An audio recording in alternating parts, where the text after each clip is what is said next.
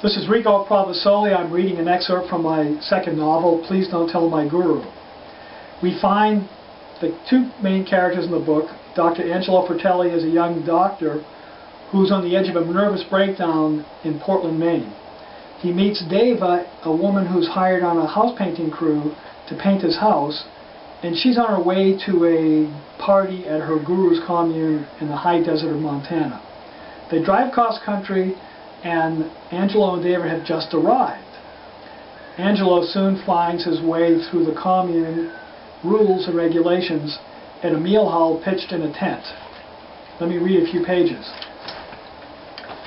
In the confused twilight, it was some feat to find my assigned bed in one of the 4,692 identical beige Coleman tents pinched in numbered rows like a National Boy Scout jamboree.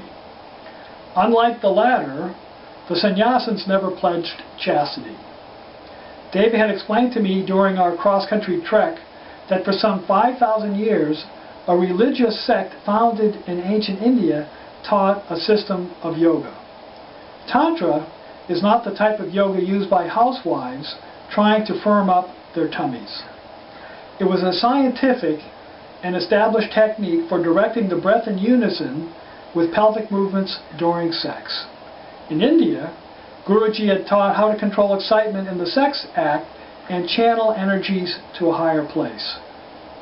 It was a valid and clearly charted path to the divine if practiced strictly according to doctrine. I guess that's what David and I had been doing when we screwed a few nights ago. But Guruji lovers who trekked to Montana weren't exactly following pure technique. Instead, most were grunting, groaning, and whooping it up. Tantra love and sex seemed a popular sport at this unique summer camp. At dinner, in the outdoor meal hall, I heard three swamis tell how they had just returned from Guruji's ashram near Bombay in India.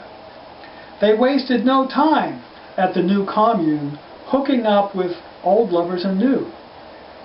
They boasted of having tasted women from 5 or 6 countries their first week in tents, horse stables, security lookout stations, greenhouses, or under the stars on a horse blanket. Anyone, anywhere was fair game. Are you guys kidding? I mean, you aren't really afraid of sexually transmitted diseases or crabs or... I couldn't ignore my medical training in public health. "How long you been here, Swami?" asked the middle-aged balding American sitting next to me. His long yogi beard filled with grains of rice.